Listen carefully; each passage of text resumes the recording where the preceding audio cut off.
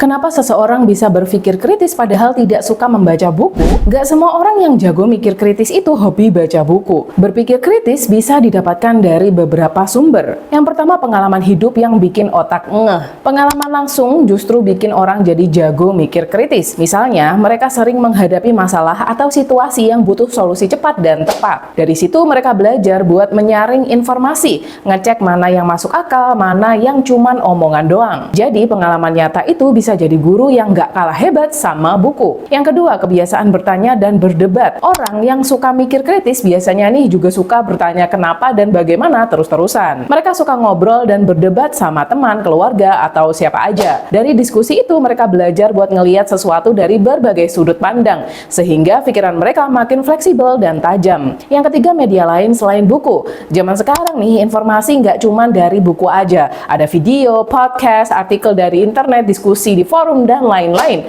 Orang yang nggak suka baca buku tapi aktif nyari info di media lain juga bisa punya kemampuan berpikir kritis.